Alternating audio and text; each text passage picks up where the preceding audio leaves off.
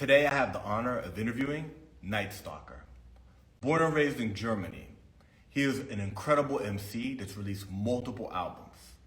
He recently, in 2023, has been putting in serious work. He has a song out right now with none other than Killah Priest. So tune in. We're about to bring him in and talk about his incredible discography, all the new music that he's putting out right now in 2023, and his incredible career. All right, there we go. What's up, my bro? Peace, fam. How you doing? I'm good. Thank you so much for joining the Cristopolis show. I told you before, I think the background's incredible. That is so Thanks, yeah, fam. Appreciate it. That's really cool. All about the music, bro. All about the music. Yeah, man. And you are a student of the culture. I went back through your discography. I couldn't even listen to it all because I kept discovering albums. So I went through like on Spotify first, right? And then I found stuff on Bandcamp that you did with Apollo Creed. And then I found out like Nighttime, like the Nighttime album. And I didn't have enough time to go through your entire discography. Truly impressive how much work you've been putting in and all the work that you've already done in 2023 with the new singles you've been dropping with people like Killah Priest, Timbo King, Milano, Constantine. So we're going to jump into all that. But what I always love to do when I talk to an artist is start from the beginning. How you fell in love with music, how you first started getting involved with music, and then work our way up. So can you tell us about your journey in hip hop, how you became, in love with hip hop? Yeah, of course. A rapper. Well, of course, it all started when I started in high school, met new friends, new people, and basically I started playing basketball. And being on the basketball courts in Berlin back then meant that the only music played there was US hip hop. And basically it was mostly East Coast stuff, some West Coast stuff. And by being out there, I basically totally fell in love with the music. Before that, I never dealt that much with listening to music or anything else. And then it just made like click. And of course, at first it was like more commercially accessible stuff that you were hearing here. Like, I think the first real hip hop record that I bought was either like Lunas or Ghostface Killah or something way back then. It must be 95, 96 or something. And then it went like totally, I went down the hill, like one album here. Then back then you had the booklets and you read in the credits, oh, they have a shout out to this and this. Okay, I need to check this. I need to check out these people. And so it grew and grew and grew, and I started collecting the music and all that. And then I got a little bit into hip hop journalism on my own. Connected with rappers from my school, from people around the way. Met my first DJ. His name was DJ Buff back then. Shout out to him. And then we started doing music. First rap group, first steps in there. Like my first rap group was called Triple Double. Was with a German rapper, my partner. You were in the basketball. Yeah. Because we were like 3 people, but only 2 on the mic. So we said like, okay, triple double, like 1 DJ, 2 MCs. And then it just evolved, and I started out doing my solo tracks. And I think my first solo track must have been in 2004 or 5, something like that. And then I just started working on my first album, which was basically more like a street album. My first steps, like trying to develop my own style. And then I would say like from 2010 on, I took it really, really serious. Like with the Countdown EP, we really started doing the videos, started doing collabos, getting the first features from the US. Like I think the first feature from the US that I got was Louisville Slugger from Original Gun Clappers from Bootcamp Click. And for me, it was like, I thought I made it. I'm in the game. I done just close to a Grammy because I did this track with him. I'm still very thankful for that because it showed me what's possible. The track was dope. And then I really started shooting more videos, like putting more work in. And then it just evolved, like connecting with more people, connecting through the internet, connecting with people in my hometown, because like we got a very huge scene here in Germany by now. Like it was already big back then, but nowhere, you couldn't compare it to the scene in France, for example, and nowhere to the scene in the US. And by now, hip hop over here is very diverse too, with like it's dominating the charts and everything.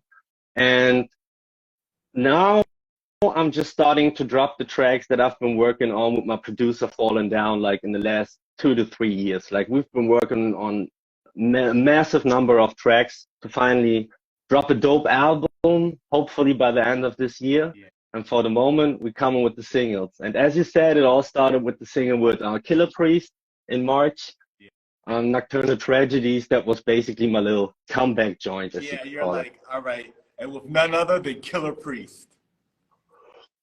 Yeah, that was like for me, like because I could still remember that I dropped his debut album on the release day here in Berlin. Wow.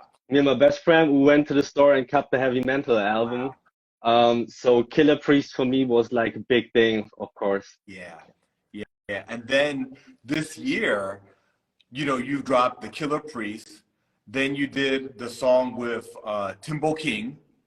Yeah. Right. And then now you just dropped another one, which is incredible. The one you have with Milano Constantine, and the DJ on it is dope. Yeah. I mean, C.S.P, my man. Shout out to C.S.P. Like he's a beast on the ones and twos. yeah. Like. So that's Recognize the Respect. Yeah. Right. The one that just came out, which exactly. is, you know, all 3 singles that you've released this year are really hot. But personally, Thanks, Recognize the Respect for me, I really like the production on it. And I love the flow. Thanks. And I love DJs. I love when people put scratching on records. Agree. Because it gets lost. Totally right? agree. We want to make sure that it doesn't get lost. But then, you know, we were talking about Killah Priest, that's called Nocturnal Tragedies. And then with Timbo King, that's called Scattered Thoughts. So those 3 singles you've released this year, and you're building up to an album? Yes.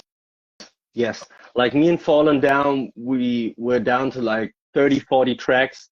And like, basically we don't record no fillers. If the song feels like a filler, we stash it away, delete it or whatever. We just want to do the tracks that we love, that we like, and those we collect them, and then we decide put it on this project, something later on. But right now we're focused on building up to a real album, and keep on dropping singles. Yeah. So the next one is already in the pipeline, and I think I'm good with the July release for the next single already.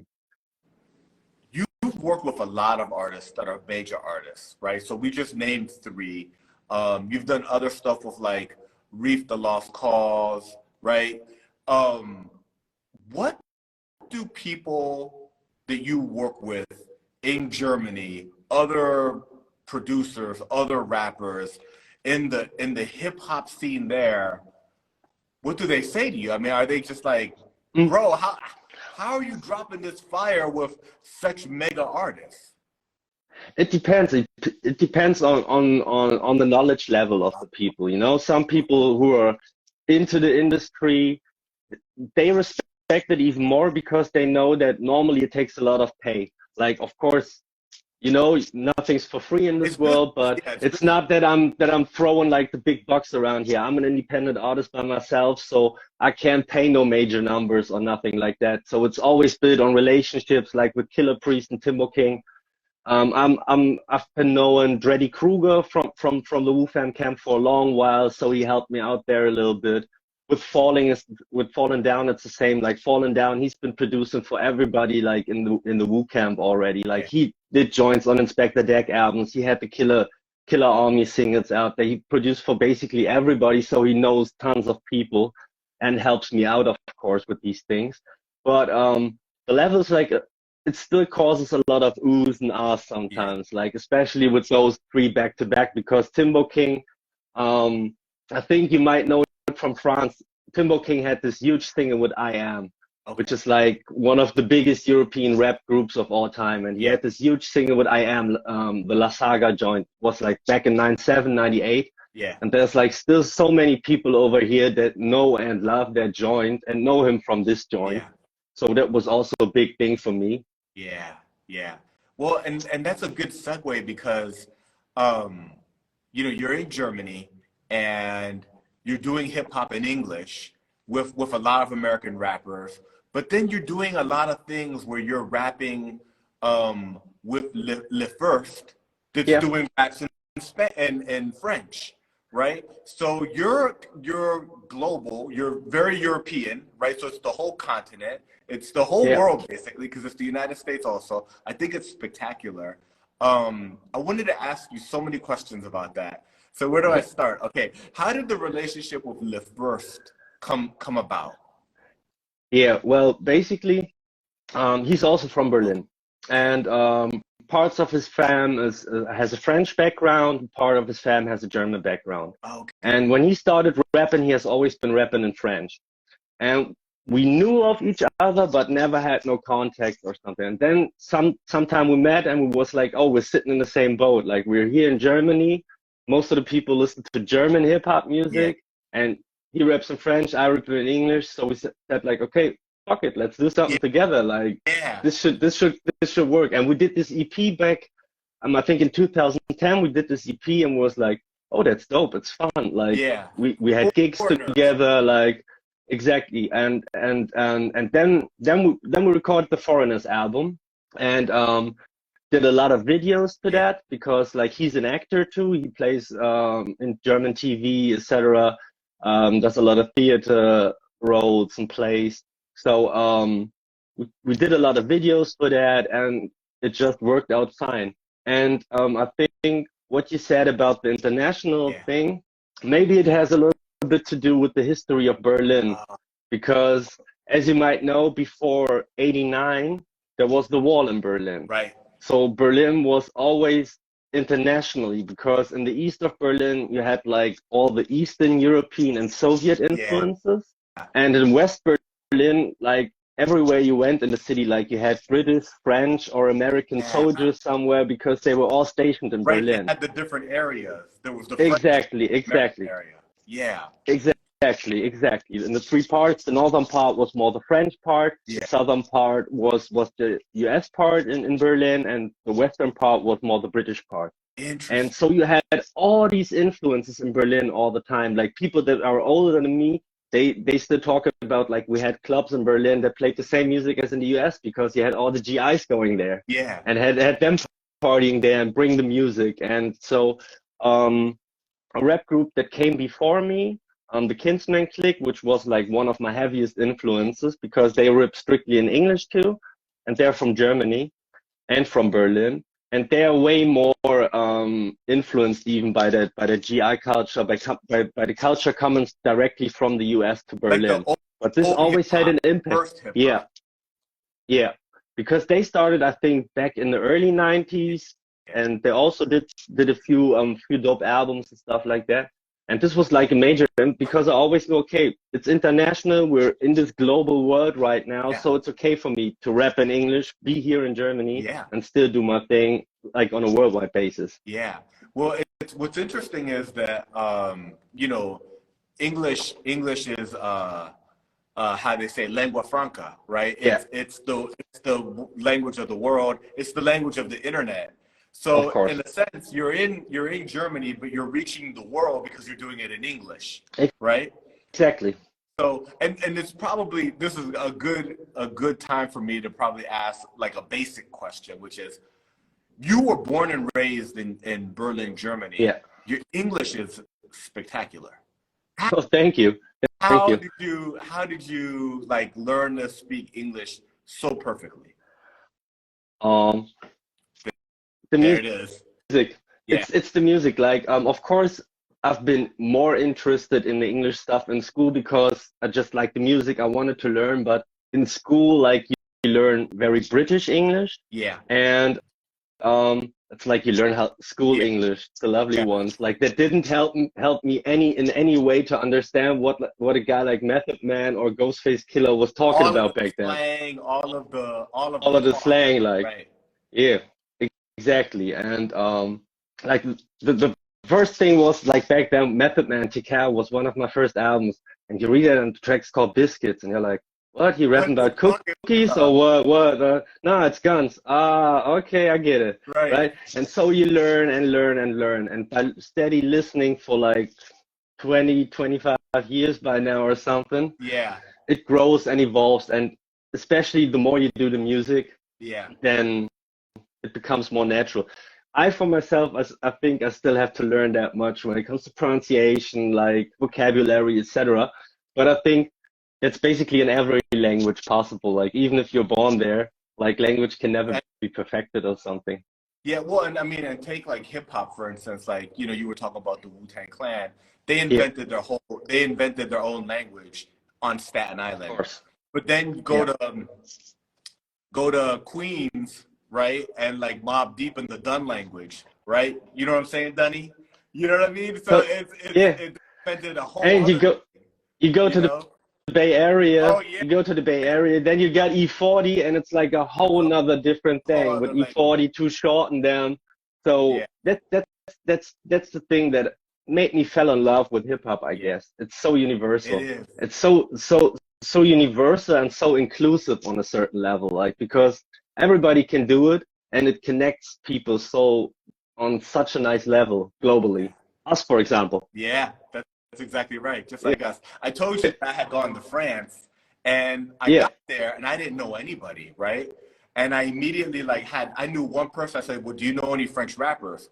And they knew one person and boom, I was plugged in. I had people and I was hanging yeah. out every day and, having an incredible time. So yeah, it's universal, it connects people.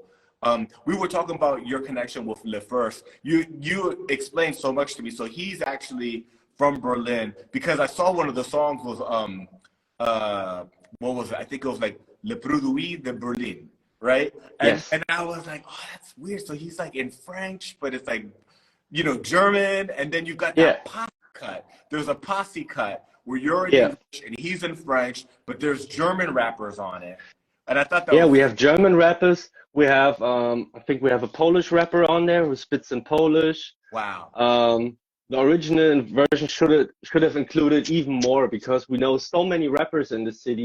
We got people that rap in Spanish in Berlin. You got people that rap in Polish, rap in Russian, rap in French, like basically everything. Like we even had other French rappers from Berlin on there too, like Fons, for Wow. example. And so that was like for us, like to showcase that you don't even have to go international. You can stay in your own city and you got the whole globe in there. Yeah, that's amazing. What amazing. I've never been to Berlin, but I want to go. And people know that Berlin's popping. It's But it's like definitely worth a arts, trip. the arts scene in Berlin and every Yeah. aspect is incredible. That's amazing. We talked about Falling Down. Is he producing most of your new album? The whole album. The whole album is completely produced by Fallen Down. Like we did two EPs. Let me guess, must have been 2020, 2013, and 2015. We did two EPs, kept in perspective 1 and 2. And then like a couple years ago, we were like, okay, now we really got to do an album now. No more EPs for the one. We really have to do an album Yeah. now. And that's like the path that we're taking right now. So Nocturnal Tragedies, Scattered Thoughts, and Recognize the Respect are supposed to be on the album, but they're just like a first glimpse. Like we got more, Yes, more I in the wanted back to ask you end. because I know that you are working on it, and there's probably some surprises. But Of course. do you have like a projected timeline? Are we looking at the end of the year or like Yeah, summer? I think the sound of the album is more like of a winter album. Yeah, I wouldn't say it's not a summer album. It's like nothing to chill on the beach and party to. Like this yeah. is not the music that I'm doing. So a winter release sounds perfectly fine to me. We'll have to see if we can make it in December, which I would love to do, but if it gets pushed back little bit to January or February, that would be cool. But definitely this winter I want to drop this album Okay, that's because awesome. we're like mostly done. It's like putting a little bit tweaks here, some tweaks there. Yeah. But we're coming close to a finish. And we're both excited about it because we want to let the world hear, like everybody needs to hear that album. I think people are excited too because here you come with Milano Constantine, and then here you come with Killah Priest and Timbo King with incredible production, and you're on there killing it, and people are ready. Are you gonna drop like some more singles building up the hype, and Yeah. are there more featurings coming with, you know, other well-established artists? Yes. For the next single, I'm gonna go partly solo because I only have a DJ on there. Yeah. The rest will be solo, but there will be more singles, like ideally on a monthly basis, Wow. and there will be some more features Got it. and some even bigger names than we had already. Ooh. Yeah. Um, Yeah. So, unrelated to the album, right? So, like, you Yeah. know, not to give anything away, but you have such an extensive knowledge of hip hop, and Thank you. you're connected, and you're working with people in the industry. If you could give me just a list of like 1, 2, 3 people that you would love to work with that maybe you're not in contact with yet, but it's kind of like, hey, if you listen to this and you want to work, it would be a dream. It would be a dream to collaborate with you. Let me guess. Come to mind. Let me guess. One person that I totally admire lyrically from every aspect would be OC from Digging in the Crate. Yes.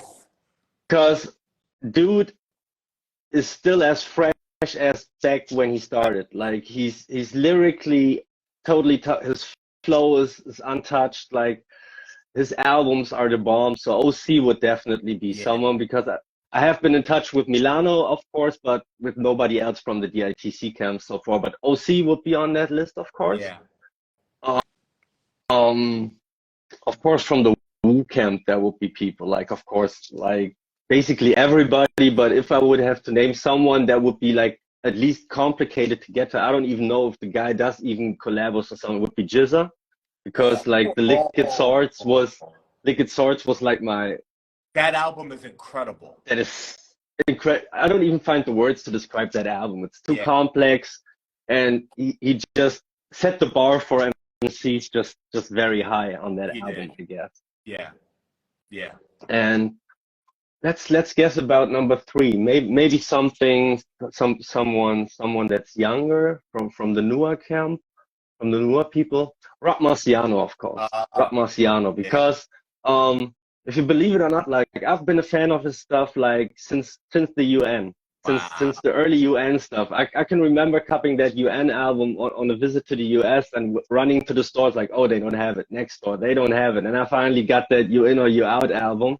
I was like, oh, that's my thing. And oh, Marcy, okay, he's like producing, and you got the other people. And that was like, and when he dropped Mossberg, it was like, oh, I was like, okay, this is the greatest dude that has come out for years. He created his own thing, man.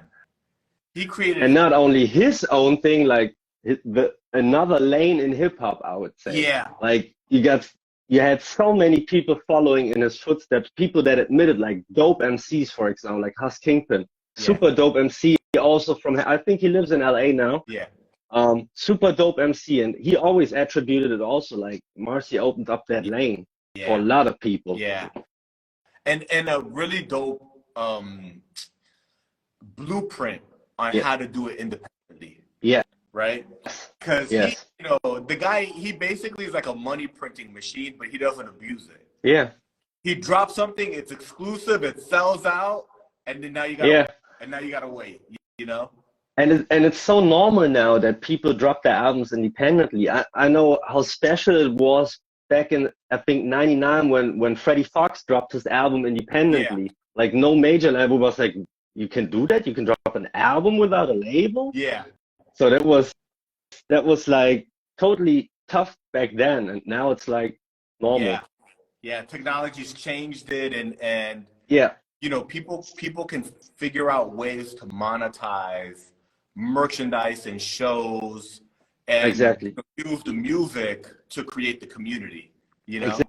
Exactly. The internet changed a lot too. Like the internet changed everything with how you can connect with people globally or even in your country, how you can send stuff to people, sell stuff to people without having to drive around or stuff like that. Yeah. So yeah. I wanted to ask you about some specific songs from across your discography that I really liked. You know, different songs that while I was listening to your albums, I was like, and I wrote it down, and you know, they just stood out to me for different reasons. You have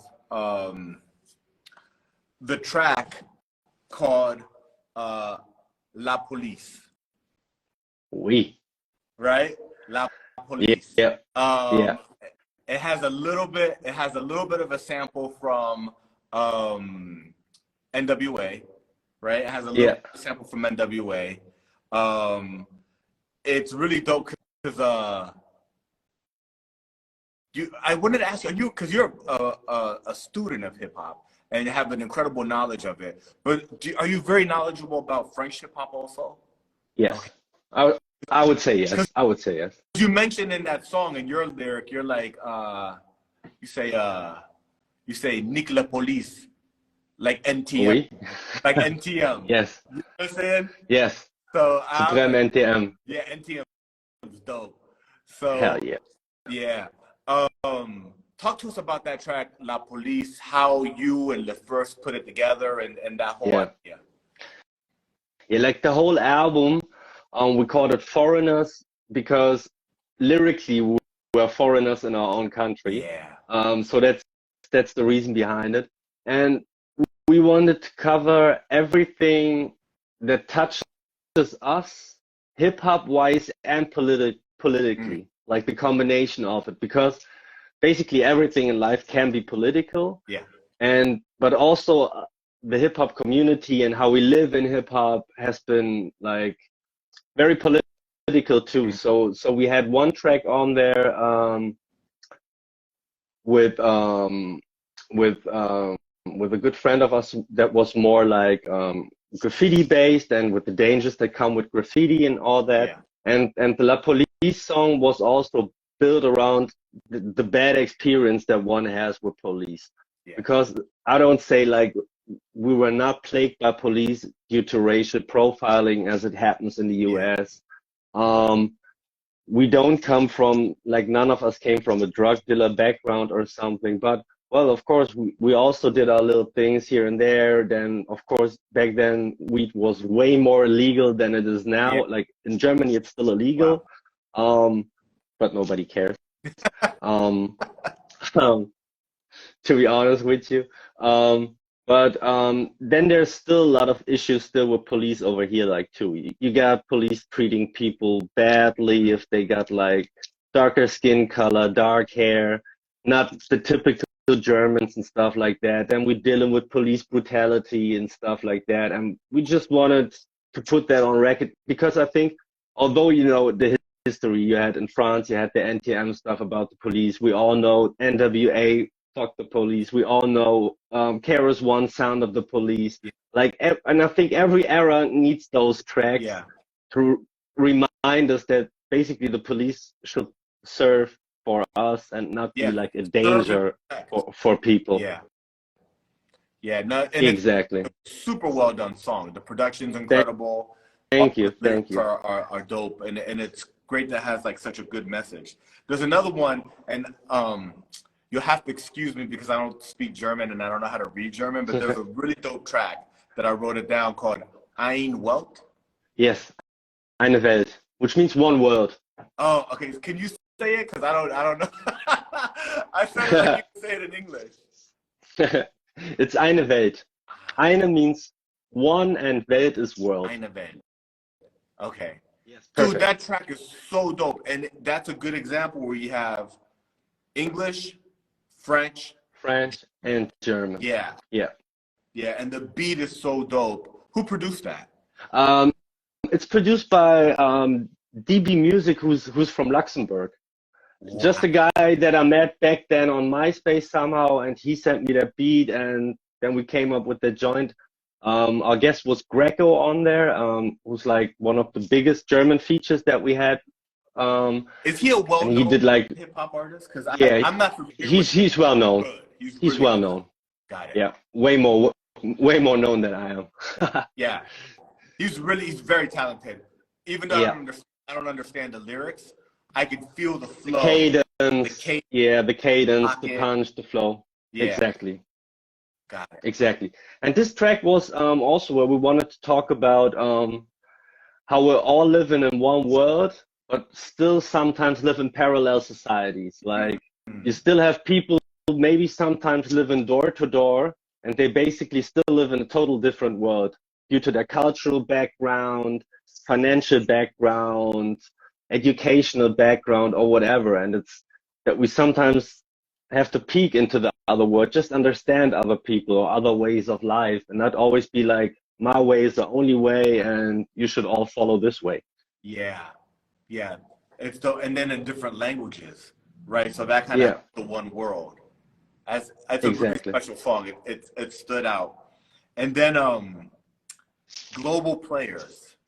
Yeah, That song Global Players. It's on the Foreigners album. Who did the yeah. scratching on that? Mm. And that's my man DJ Easy. Wow. Shout out to him. Like, that's basically my life DJ, and he just scratches on global players. And he's normally not even a scratch DJ. Like, I basically had to even push him a little bit because I wanted to have him on the album. And I was like, come on, bro, you can do that, you can do that. And then he came up with very dope cuts, so was happy Wow. about that. And this was just like we wanted to state just the things that we've been talking about. Like, all right, here we are. We rap in English, we rap in French, we're global players because it was also produced by another guy from Luxembourg.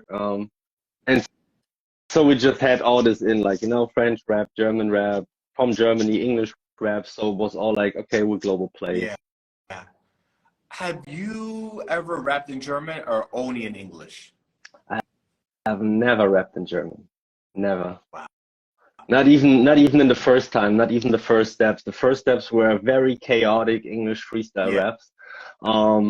But I never rapped in German anyway. Yeah. No, it just doesn't work. Like maybe one time, maybe I did just the one track or whatever, just because I feel like it. Um, but no, it's not for me. There's enough dope rappers Yeah. that rap in German Yeah. and that grew into rapping in German. I didn't grew into it, you know? That's right. For me, it was always natural rap. For me, it's in English. Yeah. Yeah, absolutely. And you do an incredible job of it. I want to talk about the single that you released. We've already talked about it a little bit, but I want to make sure that we give it the space that it deserves. Recognize the Respect, featuring Milano Constantine. Talk to us about Yeah. the production, the idea for that song. It's an incredible song. It's being currently featured on many radio shows, on many mixtapes. I see it all over the place, Yeah. right? Talk to us about that track. It's a dope Yeah. song. Thanks, Sam. Thanks. Like the first two singles, I wanted to come with some topics, something deep to say. Like the Nocturnal Tragedies was about like the ugly stuff that happens in urban environments. The Scattered Thoughts joint was just like, let's spit what comes to our mind regarding the world that we live in right now, no matter what it is. That's why Scattered Thoughts. And for Recognize the Respect, I just had that MC feeling like, okay, gotta put something out there, just showcasing flow, metaphors, punchlines, cadence, wordplay, etc. And and then I had this like total this fallen down beat that was like hypnotic to me, and Yeah. I was playing to it, and I was writing my bars, and I was listening to the beat for like straight hours, and it didn't get any boring. Although it was just that one loop, I was like, okay, that has to be it. Then I had my bars ready, and I was like, okay, I never did like most of my features are from the Wu camp due to Fallen's connection and to my connection over the years. And I said I've always wanted to do something with someone from the DITC camp. Yeah. And Milano, I've been following like his whole career from the first 12 inches through all the albums, the collabo albums that he's done in the past years. And I was like, nah, dude is still really, really coming hard. And I was connecting with him, and he was like very, very open straight from the beginning, was like totally down to earth, and I was like, oh, that sounds very nice to work with. And then immediately he came back with that killer verse, and I was like, damn, homie came hard. And I was like, nah, I don't want. And then I was like, okay, the first two singles I had the choruses all done by me, and I was like, nah, I need more cuts, because on the album I said like on a third of the album I want to have DJs on a track. As you said, you know, want to keep it alive. I always love it when there's cuts on a Yeah, track. I grew up to DJs being on tracks, that's right. DJs being part of That's groups, right. and so connected with my man DJ C.S.P. and he really delivered. Like he over delivered when I first heard those cuts, Yeah, because he also took some cuts from one of my favorite rap groups, from like Kinsman Click that I talked about. He yeah, took some cuts from them, and I was like, it matched so perfectly how he executed that, with having different choruses for after my verse, after Milano's verse. So the whole setup that we had there was like very nice. And I think the most important thing that I heard about it, makes people nod their heads. Like yeah, you can't not nod your head to this. yeah. Yeah, I think that you used the word hypnotic, and I Yeah. think that's a good word for that beat and for the song and for the vibe. How did you meet DJ CSP? Um, Straight through the internet and through my man DJ Heiko. Like DJ Heiko is the one that will perform cuts on my next single, Okay. and me and him, we've been friends for like 30 years. And he's very active here on Instagram. He does a lot of blends. Like this is his thing, like blending acapellas and beats and stuff like that. But he's a very dope cut DJ, and he told me like, nah, you have to talk to CSP. Like he's the bomb too. Because what I know, DJs are even more supportive of each other than rappers are. Yeah, And so they know basically, the struggle. yeah, they know the struggle and they support each other all the time. And I was like, okay, he's dope. Connected with him. We clicked on the first call, and so he got down to do the cuts, and I think it came out incredible. Wow, it did come out incredible. It's a really Thank you, dope bro. track. Thank you. That's why it's being like, people are pumping it everywhere. I wanted to ask you another question that's a little bit more personal. You've got the best polo. Where are you finding your incredible polo? That I don't even. I'm like, where is that one from? I'm like looking through your pictures, and I'm like, I've never seen that before. Thanks, fam. Well, it's like this started out also a whole couple of while ago, when it started like, okay, strictly polo for me. Yeah, You know what I'm talking I know what about. you're When I was talking about. scrolling through, I was like, okay, gotta come clean tonight. Um, um, What do you have? Because all I see is the hat. The hat is dope. But what do you have on? Oh yeah, Matching with the cross flags, you know what the I'm cross flags. It's dope. saying? Yeah. Basically, it comes like I got a lot of connections through the internet by now. Then there's some certain polo places in Germany where Yeah, you can find your stuff. And sometimes I still even come from the yeah. US, like certain spots that I don't want to necessarily give away, That's right. where I just It's like vinyl. import my It's like stuff. digging for vinyl. It's like digging Yeah, for vinyl. exactly. Like that's my spot. That's I my don't tell plug. That's nobody. my plug. Exactly. That's the plug right there.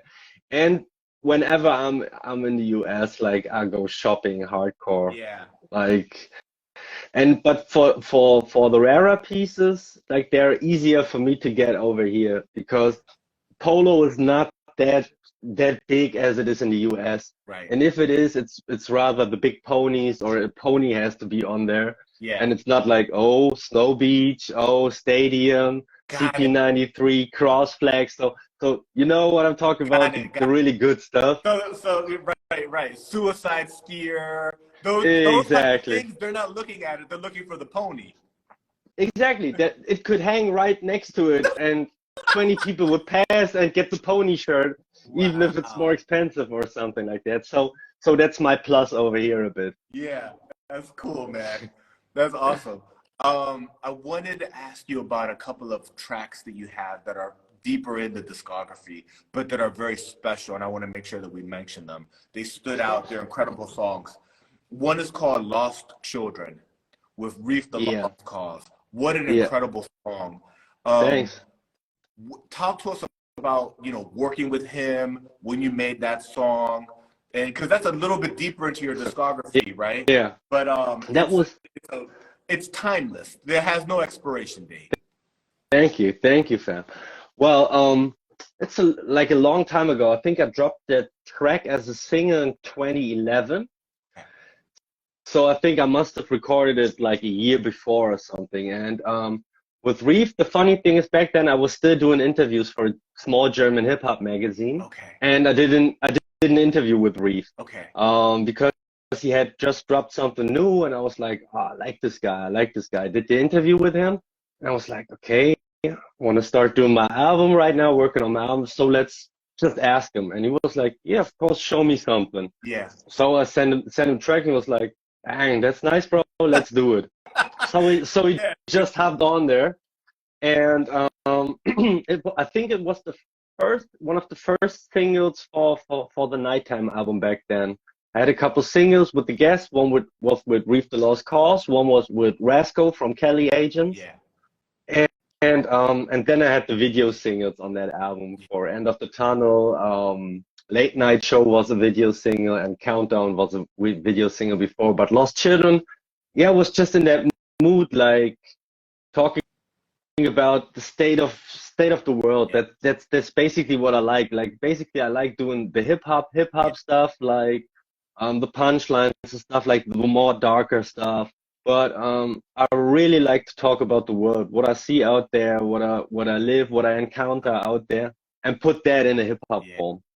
Yeah, and it's necessary because you could see, from before the pandemic to now, we're talking 3 years, how much has changed, how much technology is changing, how much we have to be careful with everything. You know? And so absolutely, that's what rap does. Rap says almost the only other thing that I could think of that's like rap are comedians. You know how comedians in a joke say things that you can't say anywhere else? Yeah. Comedians and hip hop. That's it. I don't know what else. Right? Because on the news they have opinions already. They're pushing an agenda in the news, in journalism, often in the newspapers. That newspaper already has, it's conservative or it's liberal, right? It's already biased. Yeah. And it's hip hop that comes in and says, this is what the grassroots say. This is what the people say. This is what this speaker says, right? This is what Knightstalker says, right? This is what exactly out there. So that's amazing. Another one. Yeah, I think. Yeah. Just for sure, I think the most important thing is not even pushing an agenda on the people or pushing my idea to the people, but just make them think. Just like think about it. Just like be self-reflective on the topic and just think about it, and then job done. That's all I want to do. Just make people think. Yeah, that's good. That's good. The other one I wanted to ask you about is you did this with Apollo Creed, DEFCON 2. Yeah. What a dope with track. Matthew Ragazzino. Yes, thank you. Yeah, when we had that beat, we listened to the beat. It basically gave us such like the James Bond feeling. It had something like the world's in danger or something like that. So that's why we called it like DEFCON 2. Okay, this is the risk level. Now we're here because we needed to come like with something to get the attention for that album too. And I was really happy to get Matthew Ragazzino on there because at that state of point back then, I was like totally admiring him. Like, and I had, looking back to that album, I had two of my favorite MCs on there with him and Mayhem Loran. It was like, yay. We both got him on there on that album. So, and I performed that track a lot live because people were loving the beat. I was loving the verse that I did and the chorus. I was like always good, working good live. Yeah. Really dope track. As we start to wrap up, I want to make sure that we plug the things that we need to plug for what you have going on in 2023. We've talked about the 3 singles that you've already released that are spectacular. We also talked a bit about the new album that you're working on that should be coming towards the end of this year or at the latest early next year. You also mentioned some other singles you're going to release in the build up to the album. Yeah. If people want to find you online, what are the best places for them to do that? The best thing is basically to look everywhere for Stalkin season. Without the G, just Stalkin season. It's Stalkin season, all season, everywhere. Like on Instagram, you can find me. You can find me on YouTube. You could find me on Facebook. You could find me on Twitter, like the regular places. And of course, you could find my discography on Discogs. So if people are looking like, what did he do back when? With whom did he work? That would Discogs be the perfect place for that. Other than that, people can always stay up to date here on Instagram, because this is where, and of course on Spotify they can find me, on Bandcamp, Stalkin season they can find me, of course. Yeah. The next single will be called Crime Scene. This is what I can like let you know, like world premiere. The single will be called Crime Scene, and the guest will be DJ Heiko. Oh, nice. That's awesome, man. And I think it's really good that you mentioned Discogs, because you have so much music out there that it's not all in one place. If you go to Spotify, exactly, there's a lot of albums on Spotify, but it's not all the albums, right? If you go to your SoundCloud, you have other stuff, but it's not everything. If you exactly. Camp, you have things, but it's not everything. But if you go to Discogs, you truly see how much work you've put in the game, all of the incredible talent you've worked with, all the different producers. The other producer, you know, there's Falling Down, but the other producer, and we mentioned a lot of his songs, is Romeo. Man, that guy could produce. Yeah, of course. Like, hell yeah. Hell yeah. Like, he hasn't been producing for a while by now. Like, I have to go back to the homie and see if he still does music, because it's been a while. From this, it's like, listen, there's this guy in LA interviewed me, and he's talking about. I'm gonna tell him. Yeah, brother, because his production is incredible, and you're truly incredible, my bro. I want to thank you. This has been a pleasure. You, bro. This has been a pleasure. I find you an incredibly refreshing and unique artist. I think it's amazing how you are truly the spirit of the universality that hip hop is. You're in Europe. You're in Germany, working with producers from all over Europe and the United States, doing songs with English, rapping in English and French and German, working with the creme de la creme underground talent in the United States. I'm completely impressed by you, and I wish you the very best. Thank you, bro. Appreciate the words so much. Appreciate it so much. Thank you for having me. Was a pleasure. Was really nice talking to you. And appreciate it so much, bro. Thanks so much, my man. I'm looking for that album when it drops. All right. I will let you know, bro. For sure. That's good. All right, my brother. Peace. Peace, fam.